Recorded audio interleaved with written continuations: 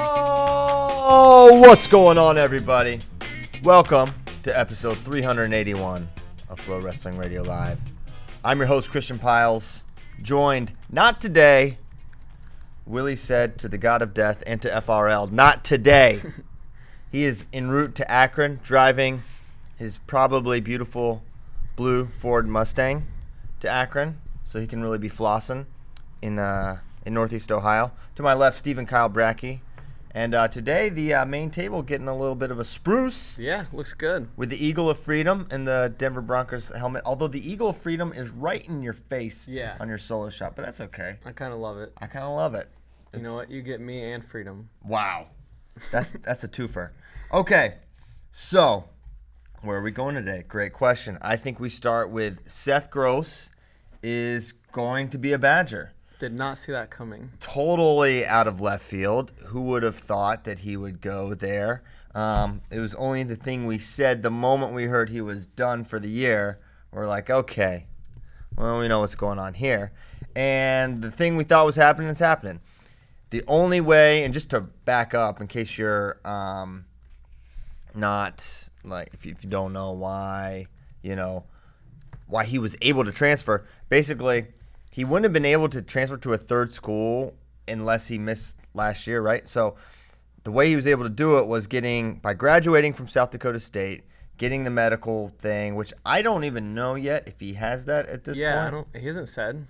I haven't heard anything about, so even though he's decided he's going to go to Wisconsin, I don't know if there's any other hoops he has to jump through from a compliance standpoint or whatever, but he's planning on wrestling at Wisconsin. So, ultimately, when Ronnie Heaton signed there, it's like, okay, this is definitely happening. And then like a week or so later, it comes out that Seth's going to Wisconsin. So it's a big.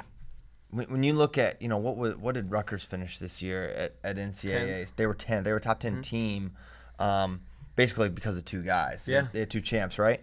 And you look at Wisconsin this year and what a big domino Seth Gross can be for their team. I mean, how many points did he score in 2018 at NCAA? Probably 20-some. Yeah. I mean, he was smashing dudes. He got a pin in the semis, even though it was a crazy match against Tariq. So you transfer those potential points over. You've already got Evan Wick and Trent Hilger, and you've got, their team next year, it could be really pretty feisty. So I don't know what they're going to do at 25. They could wrestle Barnett right away. I bet we see Barnett right away. I think so too, because maybe wrestle him this year, redshirt him the next year, who knows.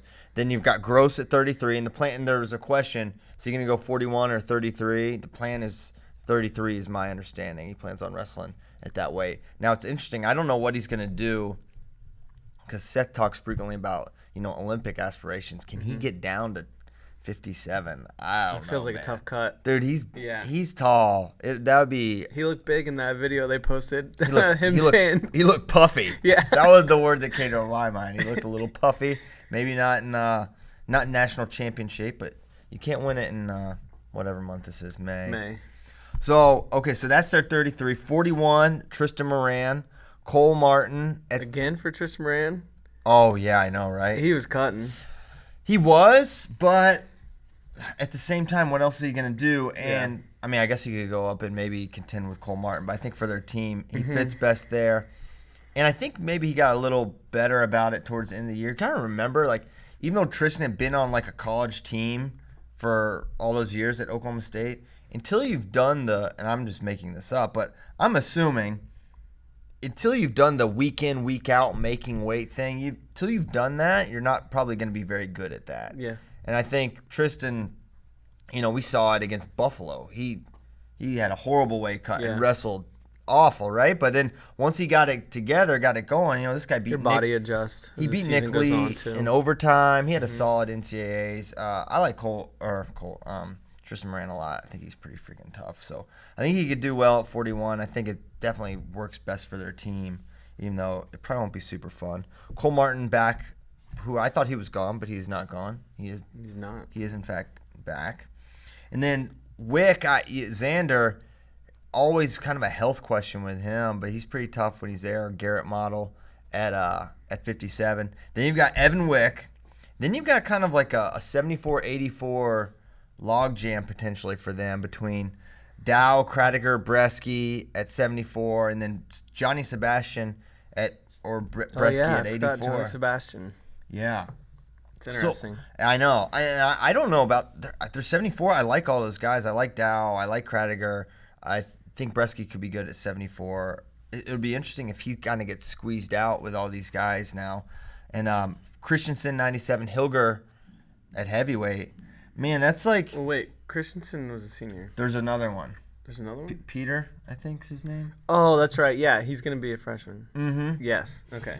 So, I mean, I don't know.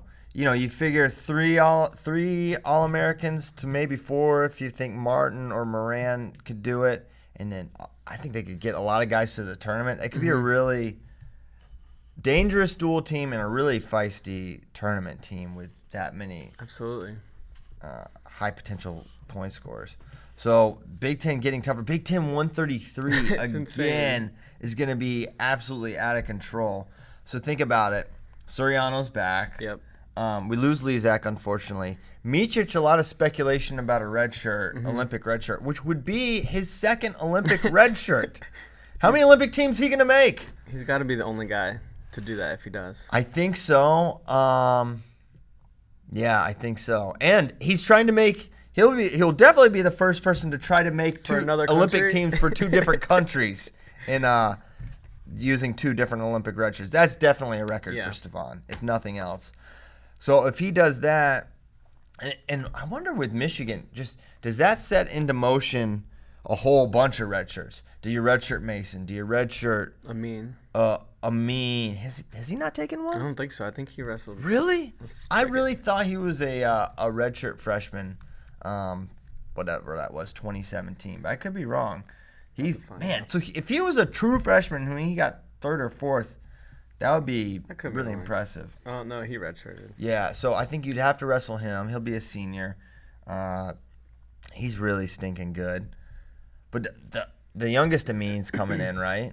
Yeah. Cam? Mm-hmm. So he would probably redshirt. So maybe they just redshirt as many of those guys as they can. Or maybe they would still probably be fairly solid because they're still going to have Will Luan. Massa will have to wrestle. You could see Joey Silva, Kanan Storr. All those guys have to basically scrap. Yeah. Scrap or lose a year. So they're going to be pretty good with or without Micic. Maybe. I'm curious if will we see anyone take like a Snyder type of Olympic redshirt year? Or maybe you don't wrestle the first semester and you just roll up. And I don't know if anyone, or not if anyone, but how many people can just be out of the thing, doing whatever, and just roll up and win Big Tens and NCAAs the way Kyle did. I'm trying to think of one right now. I don't know. Maybe Zahid could if he wanted to, like kind of have that abbreviated schedule. But I don't know, man. That's kind of a tough switch to flip. Yeah. And also, I think Kyle had like the mentality was like, I don't care. I'll beat all these guys. Like it just doesn't factor into him that I'm like, this is not the optimal training situation. The one time he was like, I forget with the Penn State duel when they wrestled at BJC and he wrestled Neville's. If he, I don't even know who he wrestled, but he was like coming back from Urigan or getting ready to go to Urigan. I think he was coming back. Yeah, and he just like had hardly been in this. Just wrestled. Same with the loss to Kuhn. He had just been somewhere. That's definitely true. Yeah. I can't remember where, but he had just been somewhere the week before. Yeah. Yeah, that was that we were talking about leading up into. It was like, this is going to catch up with him. He is a human. We are almost positive, and it will have an impact. So the Olympic redshirt stuff is going to be fascinating next year to see how everything plays out. But yeah, I don't know why we're talking. Oh, Big Ten 133 is what we were discussing. DeSanto. RBY is back. Pletcher is back. That may be it. That may be like the gist of it. But still gonna be really tough with Seth Gross now in the mix there at 133. So exciting stuff. Best of luck to Gross and the Badgers. And yeah. Okay. U23s are coming up. They start, well, I guess tomorrow. Mm-hmm. Yeah. Greco's tomorrow. Greco Cadet and U23 Greco tomorrow, and then Freestyle Saturday, Sunday. Right.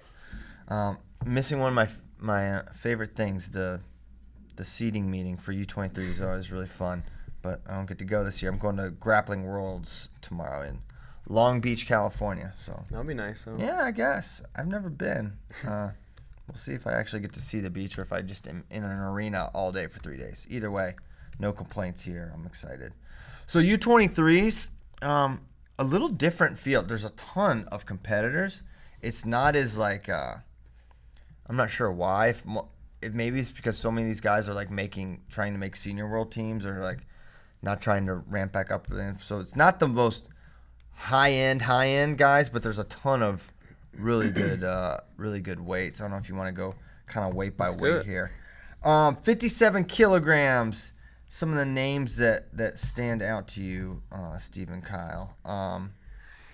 Well, guy who Spay picked to win, and I think will definitely be in contention. Michael Kolioko, off a great early spring at juniors and then world team trials. I think he was third in juniors and had some really nice wins. And then guys like Trey Chalafu, Sevion Severato, just some younger talent at 57, it looks like. Yeah, I like Kolioko a lot. I think he's really tough. He really impressed me at trials. Guy I'm interested to see is Aaron Cashman. Yeah. We haven't seen in a while. And I wonder what's his. I guess he's going to be on the outside looking in potentially because I don't see, unless Spencer takes an Olympic, which would be absolutely the most devastating thing that could happen to Iowa is if that happens. But that's the only scenario where I can see Another name we haven't seen in a while, Danny Vega. Yeah, he's at South Dakota State now, right? Yep. I always liked him. I always thought he was like really talented. Didn't work at Iowa State. And then where did he wind up? Grandview? Well, he was originally going to go to Grand Canyon, I'm pretty sure. And then they cut the program. I knew it was Grand. Yeah. So he was Grand Canyon, they cut the program, then he went to Iowa State for a year. Oh, man. Now South Dakota State. Okay, is that how it works? Yeah. That's the order of operations. Okay. Yeah, I like him. Gabe Townsend's in the mix. Yeah. Luke Warner from Lock Haven. Yeah, that looks like Paxton Rosen. Yeah, Paxton Tommy Rosen. Hoskins. Yep. Yeah, I'm going to side with Spay here. I rarely do that. I try not to do that. But, yeah, I think Kolioko's the best guy here. Same. He is a bit young. Yes. For U23s. He's in high school or just finished high school, I guess. Yeah, he just finished up. I wonder if Penn's going to use him next year. Penn, they're not, Princeton, they'll do the Ivy shirt thing, and so will Cornell. I mean, they're kind of like the founding fathers of the gray shirt. But I wonder if we'll see that with Penn. Artelona wrestled right away, had a nice year. Artelona, interestingly, is entered at 74 kilograms, and he was a 149. That's 163. So he's enjoying his offseason. A couple Philly cheesesteaks, well earned. Eat them up, Anthony. So, yeah, I'm going with Kolioko. I just kind of think most talented guy, maybe not as experienced, but I think he's really good. But he's got – Agreed. With freestyle, man, it's one little thing you can get upset a little easier. If he has a parterre deficiency, it can be, it could be over quickly. But I still think he's probably the guy. And then we look at 61 kilograms. Who are you liking there? Taylor Lamont is the one that stands out to me. Yeah. Really excited to see him back. Of course, missed the season with recovering from surgery, right? But then you have guys. I like Jamie Hernandez. Yep, Jamie Hernandez, Mickey Philippi. I don't think a guy we've seen wrestle a ton of freestyle. Chaz Tucker. That's pretty good. Yeah. I think with the international experience of Lamont, I think you pretty much have to pick him. Even though I definitely would have picked Jamie Hernandez had Lamont not entered. Just probably definitely a recency bias there watching him up close at trials, but I do really like him. I think he's super good. Agreed. And his best styles have always been freestyle and Greco. Like if you look at his high school results, he always excelled in freestyle Greco. Yeah, he's really good parterre too. So Taylor Lamont, 61 is our pick. Then we move on up to 65. Who you liking there, Kyle? Talking about guys enjoying the summer, Luke Pletcher. Luke Up at Pletcher. 65. Having a couple Buckeyes himself. Those are delicious treats. Dom Demas. Oh, yes. Yeah, that dude wrestles everywhere. Is Jaden Ironman Jaden Ironman's in it. Those guys just travel around and be like, hey, you want to wrestle each other? Cool, let's do it. I think those two have to be the class of this weight. Yes, absolutely. They're World Team Trials qualifiers and deep placers. Mm-hmm. I'm going to go Ironman over Demas because that's what happened. He's beaten him twice. But, man, Dom could just Mitch McKee, too. Dang, 65's nasty. Mitch McKee, a guy, again, that usually places higher in freestyle and Greco as well. For sure. He was in the finals here last year. Him and Demas. And Demas won? I think. Wait, is that right? I don't know. Let's look it up. Let's make it up. Let's just say that's what happened. Yeah, so I guess I'll go Jaden in that scenario. I will too. I mean, we saw him wrestle who we think's the second best guy a week or so ago. And I don't know, has Jaden ever made a world team? That'd be pretty cool. Yeah. So potentially, and he's already said he's taking the Olympic red shirt. Yeah. So you don't have to worry about him coming back late. late. Exactly. So yeah, really, man, this so far looks like the most exciting weight. Ironman Demas and Mitch McKee cannot be discounted. At 70, the name that stuck out to me the most was Alec Pantaleo. He's made world teams in the past. I think he's pretty freaking tough. I think he's got a bright freestyle future for America. I believe Kolodzik is in there as well. Ooh, okay. Yep. Now, he smashed Kolodzik. Yeah. But that was like 2016. Pantaleo is still my pick. Yeah. But you have Kolodzik. Mike Van Brill. There you go. All right. AC Headley's name I recognized. Let's see here. Brock Port from Bellefonte, Pennsylvania. I have to imagine he's related to Mitchell. They're cousins. Cousins. Mm-hmm. All right, so maybe a mullet, maybe not. Yeah, I'm going with Pantaleo there. I think we've seen it. But, yeah, Pantaleo over Kolodzik, that would be my Agreed. That would be my selection. All right, 74. Vince Turk. Yeah, I saw he was entered. Good for Vince. All right, 74. As I mentioned, kind of a surprise up here. I figured if Artolano was going to eat a little bit, he'd be up at like 70. No, 74. Brady Berge, also another 149-pounder. We knew he was cutting a ton of weight. Yeah. He's like, I'm never making 49 again, I guess, unless they make him. So those two are really good. Who else is in the mix here at 74 kilograms? Isn't Massa entered? I believe so. I thought so. I got this alphabetized. Yes, he is. Yeah, he looked really good at trials, senior trials. Jeremiah Moody, guy who he won the Junior Open last year. He did beat Makai Lewis. Taleb Romani. He always does crazy stuff. He does crazy things. I'm pretty sure he's Spade's pick to win it, but until he saw Massa entered. He was very angry because he had the preview done the day before registration closed, and then all these guys like Pantaleo and Massa, and he was just going through, and all these hammers had entered, and he's just pounding the table, screaming curse words. That was funny. He's like, Massa entered. He had to start over. Poor thing. Poor Spay. Also, Mitch McKee won in 2 straight matches over Dom Demas. Wow. And then, if you remember, last year we had to replace 4 U23 members.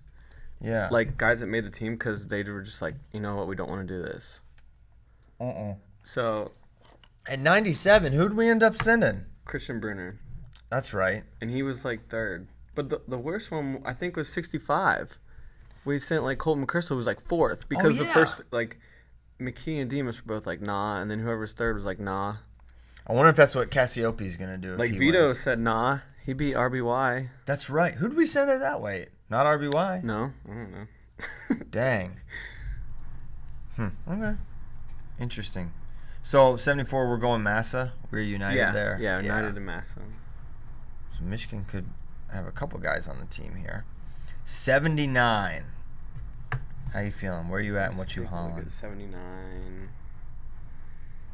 Ethan Smith. Ethan Smith, Anthony Mantanona, Connor Flynn, Kimball Bastion had a really nice tournament he's here good last at year. He freestyle. beat Joe Smith twice. Here a did. year ago, Ben Harvey, fresh off a really good season. Let's see if we missed anybody. I can't pick Mantanona. But No. I sort of want No. to. But there's no way. It's just he's gonna do something crazy. He'll probably beat someone good or almost beat someone good, and then something will happen and he'll try to throw and get pinned. But He'll have a meltdown. he will. And Mantanona, you gotta just set up your Flow Arena alerts for Mantanona because it's something wild's probably gonna happen. Jacob Kovac from Indiana. Yeah, who are we picking? I'm gonna pick Kimball Bastion. Okay, I was going to say Ethan Smith. Maybe that's a final. Yeah, Kimball Bastion. He's Ethan Smith. Yeah. I'll take Kimball. Yeah. So Utah Valley potentially. Potentially two champs. Potentially we two picked champs. Taylor Lamont. Yeah. And we don't even know the Orndorff situation. We'll see. We haven't got to that weight yet. Cam Caffey at 86 with the fro. Oh, the big one at 86 is Max Dean. Maxwell Dean. Mm-hmm. And Lou Dupree. Those guys have to wrestle at least once every quarter. Yes. It is wrestling law. It's actually in UWW law. So those two are probably going to wrestle. Yeah, I'm going with Max Dean. Nino Bonacorsi also in the mix. They also have to wrestle Yes. each other too. Bonacorsi and Dupree wrestle all the time. Yes. That is like the little Wow, we have triangle there. Matthew Dean and Maxwell Dean. Just chill out, Matt. Matt is from Humble, Texas. Wow. Freestyle wrestling. Where is that? I've heard of that. There's not many. Yeah. Humble, Texas. That is. No one cares. I don't know why I'm looking this up. I was like, why are you doing this? Oh, Houston area. Okay. Devin Skatska. He had a great season last year. He's kind of a beast, Yeah. but doesn't matter. I'm sticking with Max Dean. Me too. All right. Dean over Dupree, I'll say. That's what I will say too. I really like to pray a lot. All right, 92. Give me some names. 92. Christian Brunner. Christian Brunner, who was the Rep. at 97 last year. Jackson Strigo. Mm-hmm. Jake Woodley. That sticks out to me. Yeah, those are the big ones right there. I'll take Woodley. I'll take Bruner. Yeah, maybe I should, but I won't. I refuse. Oh, Ben Honus Green Ellis is entered? Yeah. All right, Honus.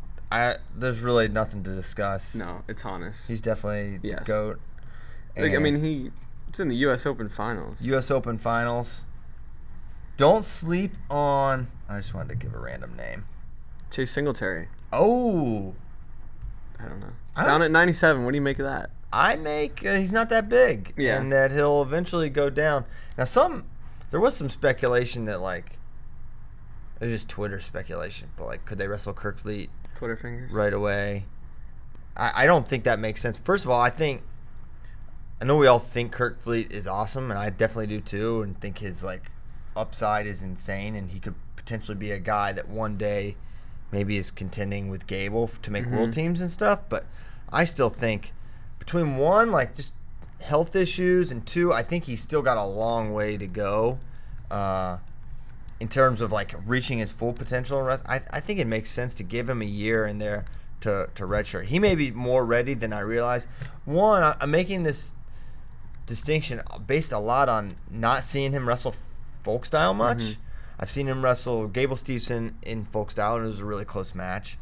And then I've seen him beat good freestylers, but I haven't seen him, like, smash someone that's, like, you know, national champion caliber. Like, I just watched Gable beat Don Bradley, Tony Nelson, and Adam Kuhn twice.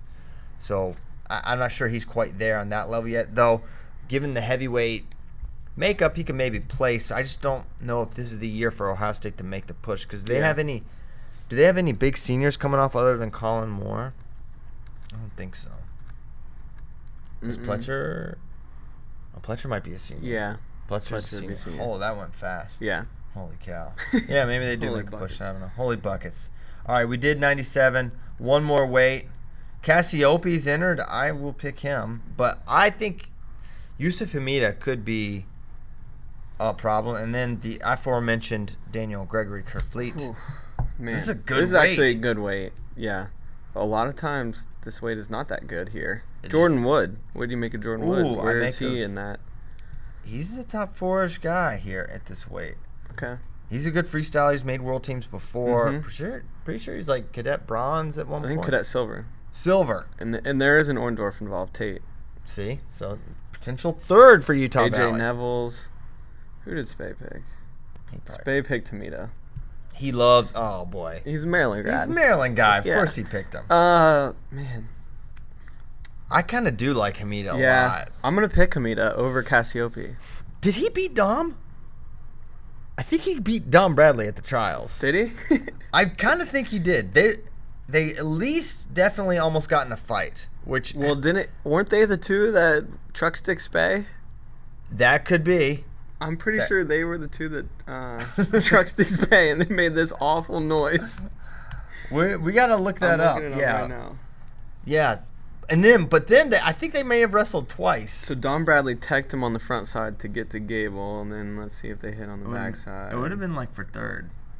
Bradley won on criteria. Okay. 5-5 for third. And then they almost got in a fight, I think. Don Bradley kind of is almost always getting in fights. Him and Gable got in a little. I need to watch that. That was one I was on the other mat, and I haven't got to go back and watch it on the internet. It seemed like just heavy hands. Yeah, they're just both kind of that. A little scrappy. They're both awesome. Okay, so that's our U23 team. We figured it out. We cracked the code, and I doubt anything's going to change. But watch this weekend just to make sure. We need someone to double check us just to make sure. We're pretty sure we nailed it, but you never know. Okay, so here's the plan. We're going to talk a little Final X road trip. We kind of have that set pretty much, and then we're going to go to Kyle Bratke's Alien Hour because it is Thursday. And that is the day where we do Kyle Bratke's Alien Hour. But not yet. So hold your horses on that. So, okay. Here's the plan. Final X Road Trip is very dynamic this year. So much so that I have it on my phone on a picture. So, on June 5th, which is less than a week from today. Wednesday, I think. Kyle Bratke, Andrew Spay, and I, and Caleb Davis-Piles will fly into BWI International Airport and go to Maryland. Check out the Terps, okay? Ryan Holmes and Daniel Roy Lobdell Jr., the wrestling nomad, are going to Princeton. They're going to become learned scholars. Hopefully. And hang out with Joe Dubuque. They've got a lot to learn. Yeah. Mark Bader and Nikki, who you don't know, but you maybe have seen, she was at Beat the Streets, are going to Cornell. They're going to hang out with Yanni and maybe Kyle Dake. They'll be there. And then Mike Mal, he's just coming. We'll see him at Rutgers. Yeah. So we're all doing that. We're going to those places for a day. Then we go to Rutgers, and we do that thing. Yep. Press conference on Friday. Yep. And then Saturday, there's... Oh, remember, if you don't know this, 2 sessions at Final X's, each Final X. So there's a morning session, morning-ish, mid-morning. Noon. Morning for some of you losers. Better be afternoon for most of you. Our listeners, the people listening right now. They're early risers. Yeah. We know it's the morning or it's the afternoon for you guys.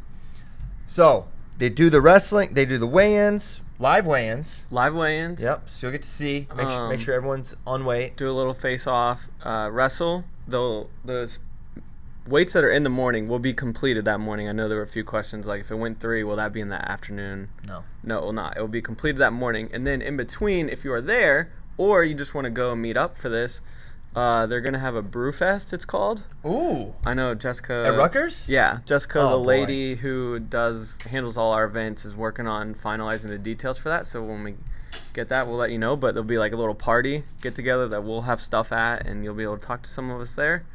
And then the evening session starts at 6. Okay. Sweet. So that's what we'll be doing for that. That's Saturday, June 8th. Sunday, June 9th. There is no rest for the wicked. There's not. We are getting up super early, and myself, Kyle Bratke, and Daniel Roy Lobdell Jr., and my son, Caleb Davis-Piles, are going to Virginia Tech, home of the Hokies. We're going to check out Coach Roby, Mekhi Lewis, Frayer, McFadden, hopefully, will be there, getting all kinds of content with the Hokies.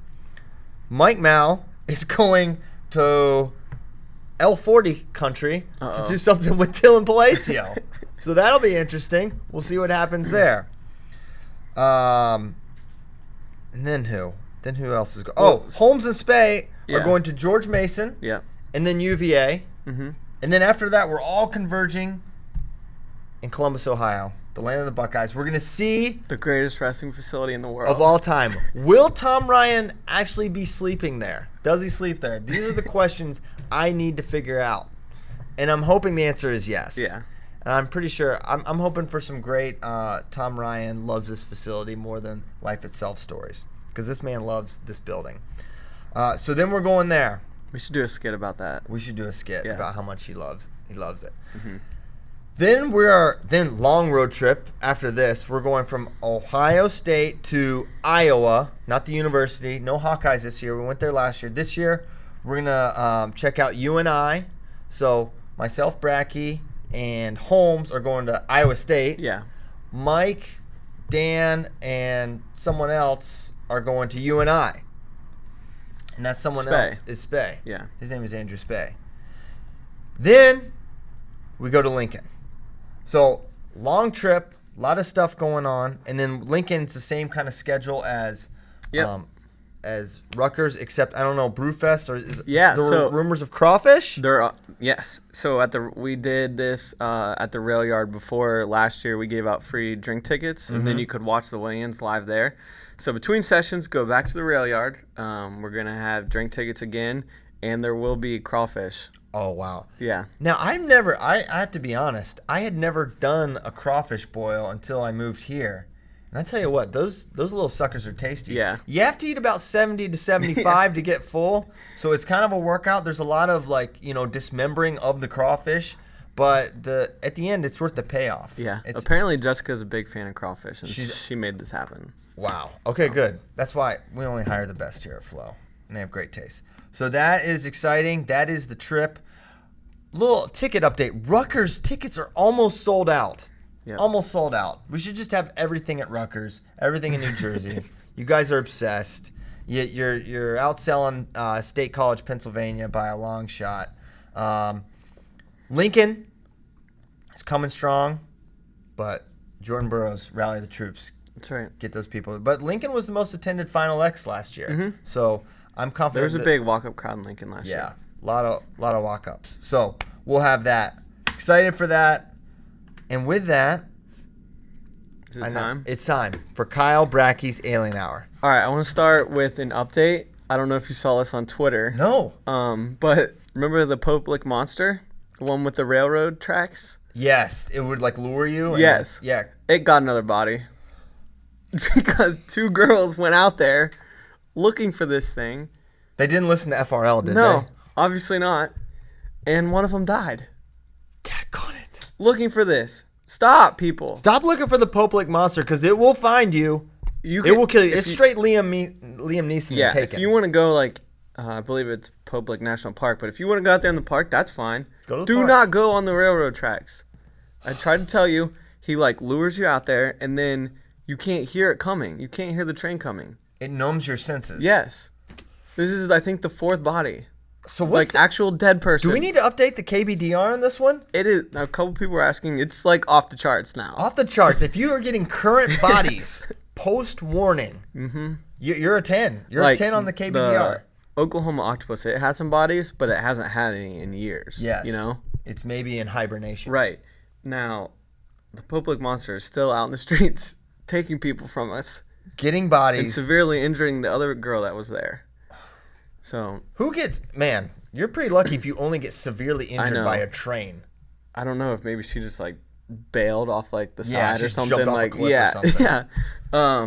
But yeah, so dang it. Stop doing that. Stop. But today we're gonna go to Louisiana, which I'm surprised we haven't been to before. How have we not been there yet? They're in Florida. I'm surprised that's not a Well, we've been to Florida Skunk Ape. Skunk Ape.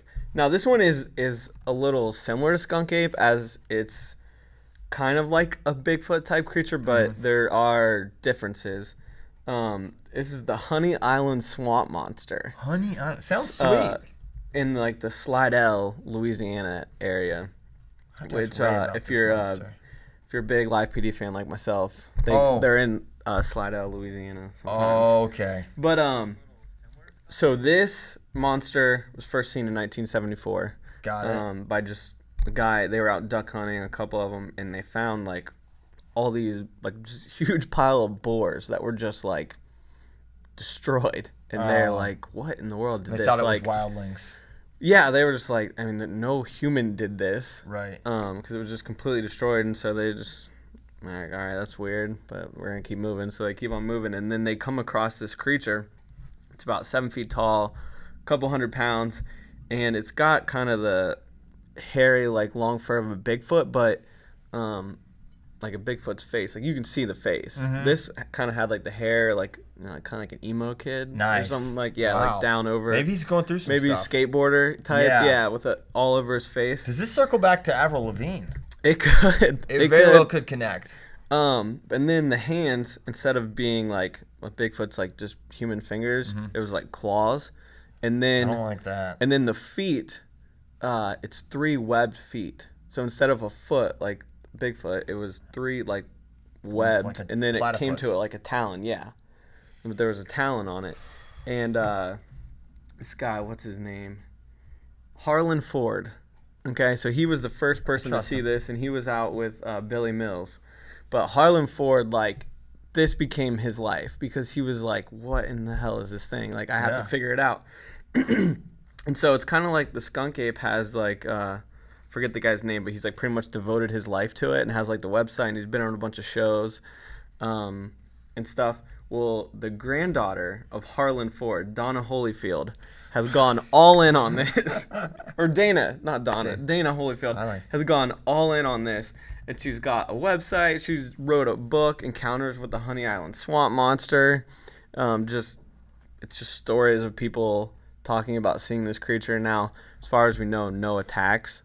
But they do have a lot of cast of its print. Okay. And there's nothing in the area that can make a print that big. Like, an alligator is very similar in the fact that it has like 3 talons, but it's nowhere near as long.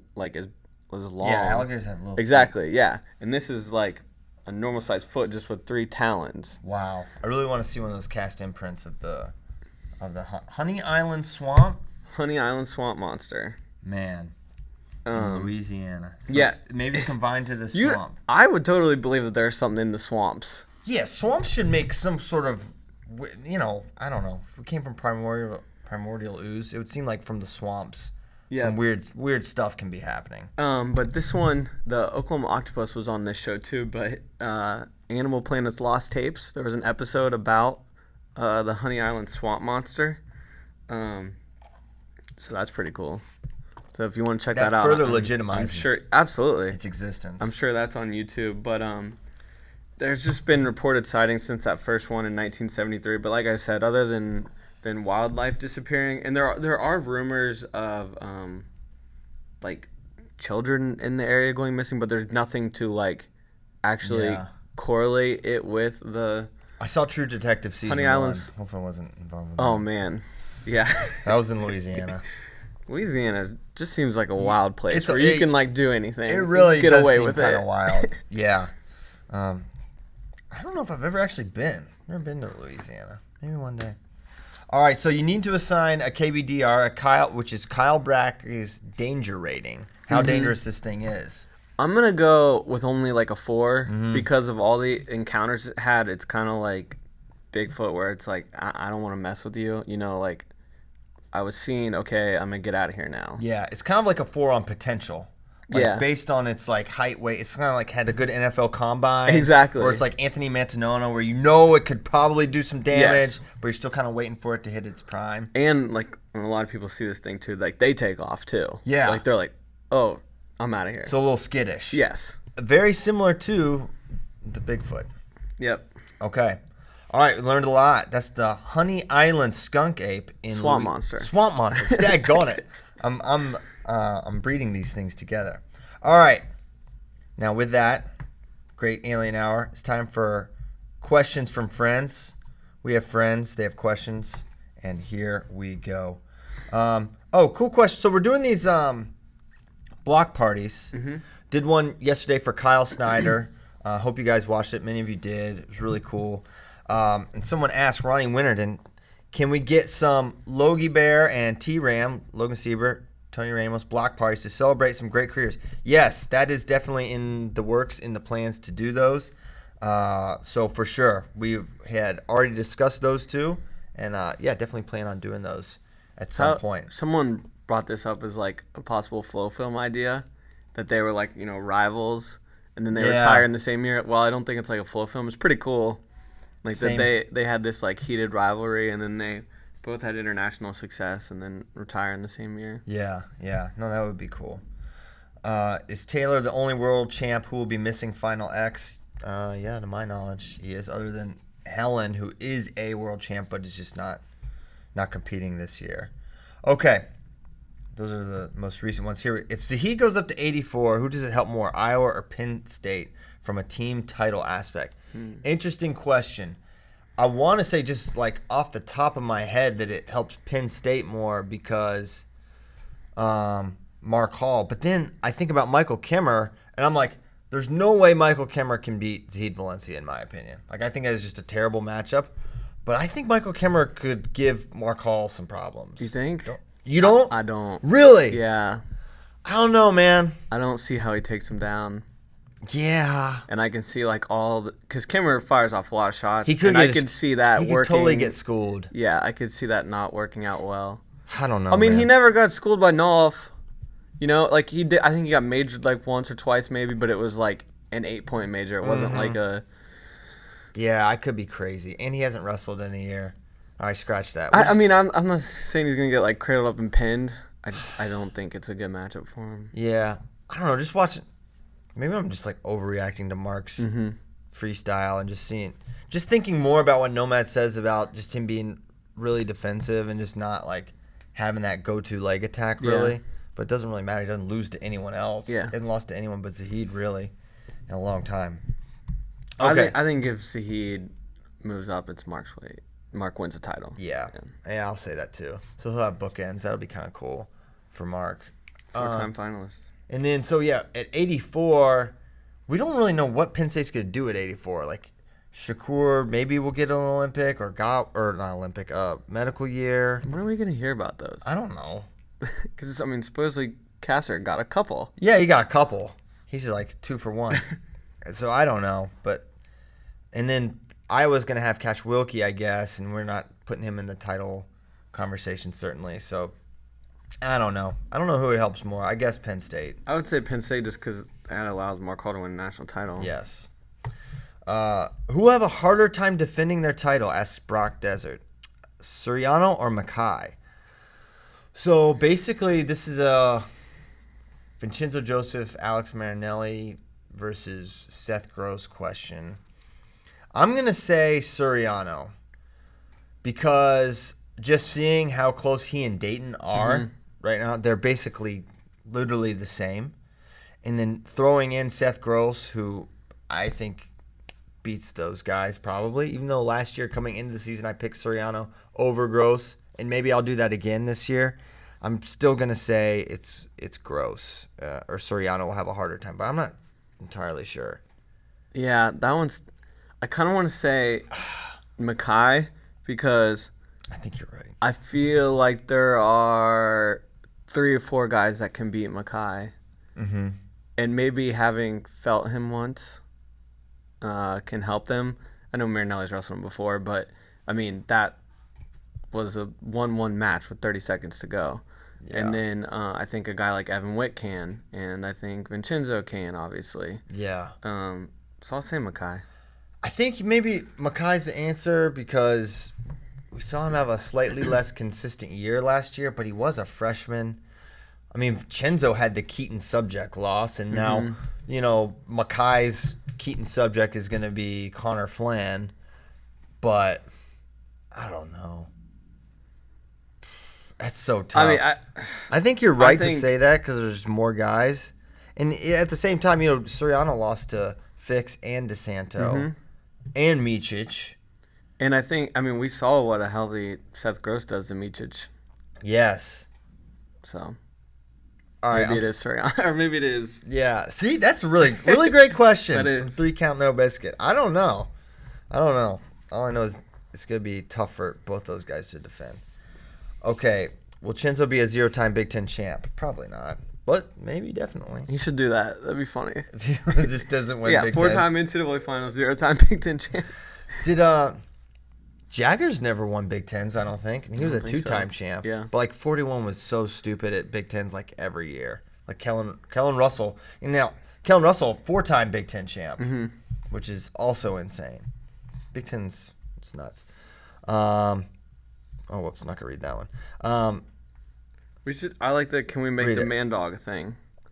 Maybe like guys that are just like tearing people up. Like he was a man dog this weekend. All right, maybe it's an award we give out. Yeah. Like the maybe it's a Kyle Bratke Man Dog of the Week Yeah. award.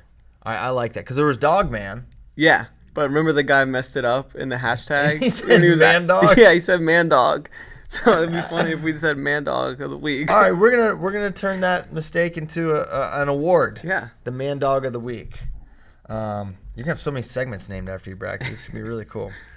What wrestlers do you think should focus on making a world team on a non-Olympic weight in 2020 rather than an Olympic team? It's a great question from Goose News 74 because I think everyone is so Olympic focused that maybe you can mess yourself up and for making a world team. Like for me, it's James Green, and that's probably a pretty obvious answer. But he can't make 65. 74 is not really a viable option for him. He's not gonna be Jordan Burroughs, right? So I think probably someone like him. I think there's a lot of guys at 61 that I'm like, you're too small for 65, but you'll never make 57. Like Cody Brewer. Cody Brewer. Yeah, that's one that came to mind. But man, he looked. Although at the same time, if Cody Brewer got now here, let's connect these dots. Cody Brewer is going to Virginia Tech, where you only look like American Gladiators named Nitro. So Nitro Brewer, I don't know. I think he could get he could get big. Maybe hangs out with Ty Walls and Jared Hott and get some Devin Carter mutant strength and. Next thing you know, he's a scary 65-kilo guy. So I'm not going to rule him out because he is rangy. Mackay, too. That dude's jacked. Oh, my gosh. Yeah. Bro. Okay. I don't know if I want to ask this one about the road trip, but it's kind of funny. Well, who are the 2 or 3 worst flow guys to go on a road trip with and why? No one's really. Also, happy birthday, Bratke. It was Bratke's birthday yesterday. Thank you. He's 22. The Thrill Band. He's 22. There's no one really bad to go on a road trip with, but Willie is the worst to go on a road trip with just because he snores and his hotel room behavior Etiquette is subpar, and I'll just leave it at that.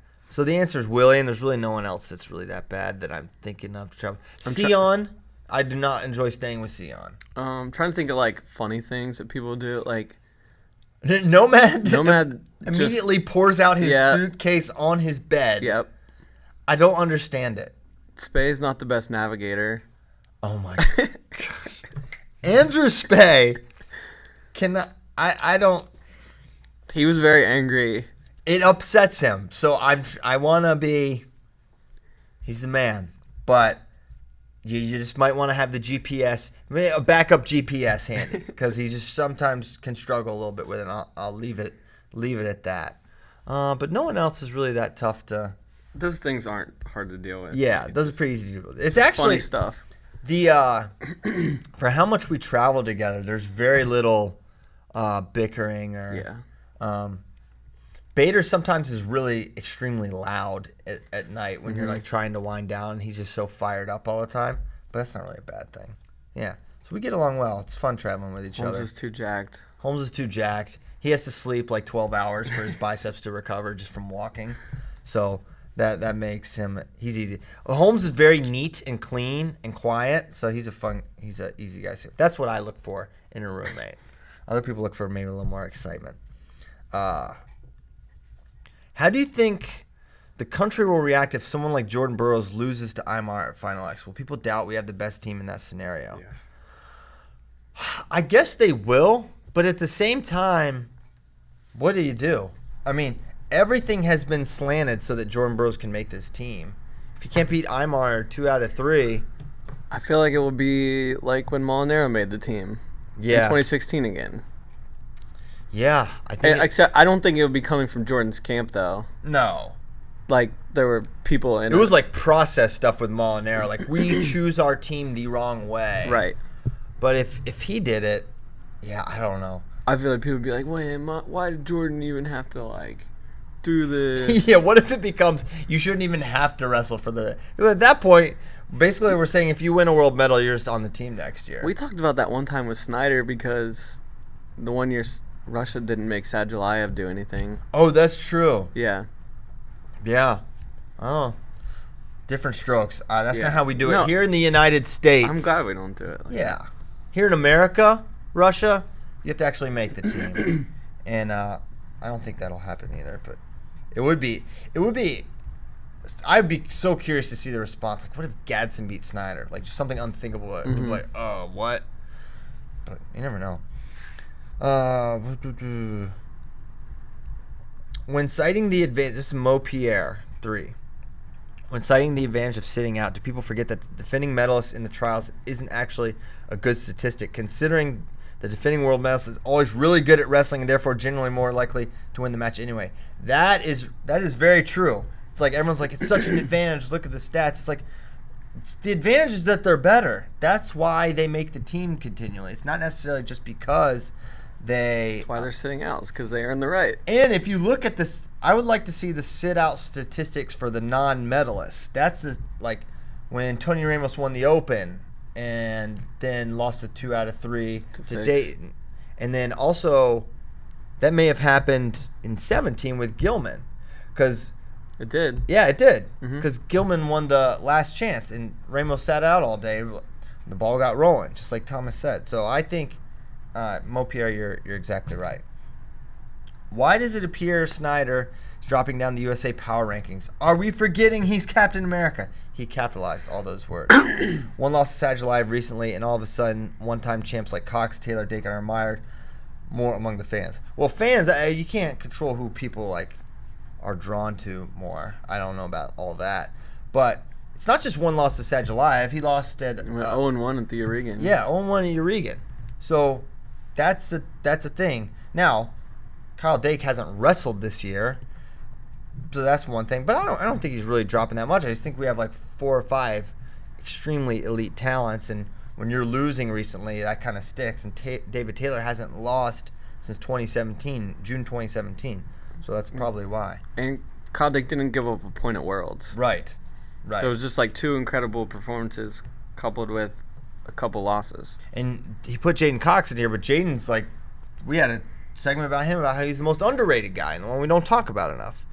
Can we have Bratke impersonate Willie again? You should just do that sometimes. Yeah. What's he been mad about recently? Oh, yeah. Politics. Political stuff. Like, the liberals. Liberals, you idiots. Are you going to pay for this? Who's going to pay for this investigation? Keep 103. Forever 103. Remember how good my high school Easton team was? We were number 1 in the country. That's pretty good. He does bring up the... He dropped that in when he was talking about the high school weights on Tuesday. Somehow he worked that in there. It's like, in regarding whether going from 14 to 12 teams, I need to remind you that the Easton High School team I was on was number 1 in the country for different parts of 2 seasons. Back to why there should be 14 weights, as we had... Brian Sire's my best friend. Yeah. I went to 17 colleges. Go all those schools. Okay. What are the hidden talents of the FRL squad? I don't know. This is a good question. What is Willie's hidden talent? That's still TDB. Oh, I would say Willie's is, I don't know if it's cooking. He hasn't made me many things, but I'm pretty sure he's pretty good at cooking. Yeah, he is. But just in general, he has very good taste in food, so he can kind of give you good guidance. I lean on Willie for that. He has helped me a lot in the food area. He has good taste in that regard. Same with Sion. He listed Sion. Sion's cookouts are legendary. They are insane. He had one this weekend. It was how much food was there is amazing. He's really, really good cook. My hidden talent might be ping pong, or somewhat musical. Bratke's, what would your hidden talent be? Bratke's really athletic. It's kind of hidden. It's more recently hidden. You know, Mark Flo? Mark Flo, he was talking to me about Mark Flo, co-founder, CEO, was talking to me about Spikeball. And he recognized that Bratke is the most athletic. He's like, I see. It's like Bratke's obviously the most athletic. Is he the best one? I'm like, yeah, probably. He's the best player. So he saw me because we had that Fisher Price hoop in here, and I used to just like dunk, shoot. Well, not only dunk, but I would just shoot. And he'd be like, man, like, you're pretty good for a wrestler. Like, he knows that wrestlers aren't supposed to be good at like stuff like that, but I got a wet jumper. Man. So, yeah, Boss Man recognizes Bratke's athleticism. Which countries have the most recognizable styles, or are there hallmarks? I think no style is more widely recognized than Iranians. Underhook, straight back leg, drive, get you to the edge, either snap and go behind or just drive you out of bounds. That's a pretty common thread. I don't think there's any other, like, Russians, you can kind of tell Russia, but like each of them are so individualized with their skill set. Whenever I think like Russians, I think like they're just gonna be like hard to take down. Yes, they can like kick out of everything. Yes. Like how are they so good at kicking out? And like the very like relaxed stance. Yeah. Like it's like very like just kind of like hanging out. Yeah, very very plastic. As yeah. Bulatov would say, it's very loose. Zach Moore. I'm not going to read his handle. Do you feel like Bratke's Nikki Italy joke was underappreciated? Because it 100% was. It's a funny, just that idea in general of like underappreciated jokes. I feel like there's tons of jokes. Like I'll go back and re-listen, and Willie will have dropped a subtle joke that I didn't even hear. Because like sometimes it gets a little conversationally, and we're all kind of talking. So yeah, I feel like the Nikki Italy falls under that category, because sometimes just some of the jokes just get missed, not because we don't think they're funny. I love that. I mean, Nick himself has embraced it, like calling himself like Nikki push-ups or Nikki pull-ups. Yeah. But just like literally putting anything after Nikki, like whatever he's doing, whatever like Nikki Freestyle. That was awesome. Yeah. I'm gonna miss that. Yeah. And it all started with Nikki Page views, which was our original nickname for him, because no matter what was happening, you guys love Nick Soriano. I'll just leave it at that. Okay. I think we did the show officially. Anything else you want? Any other points to bring up? It's gonna be crazy, and we're only able to do one more FRL before Final X. Dang. How crazy is that? Now I was thinking, I wonder if we could. Oh, they're playing. They are ready to go. They want us out. I'm gonna have to speed this up. So I was thinking that maybe since Willie's staying home for the road trip, maybe he can like do a call in, and we call in to call in. He's really not coming. I thought we talked him into it this year. That was boss's orders. Okay. He's not going. It's gonna be a good thing. So maybe we figure something out. I don't know what we'll do. It'd be good to have something. Yeah. But I don't know. But definitely next Tuesday will be a Final X mega show, the likes of which have never been seen. Akron this weekend, starting tomorrow. Yep. Going all weekend long. Go to finalx.tv, get your tickets for Rutgers and Lincoln. And Crawfish Boil. Yeah. And Brewfest. Yep. And maybe we'll see you down the line at the Final X road trip. Maybe we'll put out our actual, like, something organized, so maybe we can meet up. I know we said we were going to do that last year. It never really happened because we did it a few times last year. Wisconsin, a few people. That first place in Kansas, that dude drove like a half hour out of his way. Shout out to that guy. He was awesome. We took a picture with him, I remember. Yeah. But he literally just hung out and ate pizza with us. That was fun. So yeah, maybe you can be that guy that hangs out and eats pizza with us. Thanks so much for listening to FRL. We'll be back Tuesday. Have a nice weekend.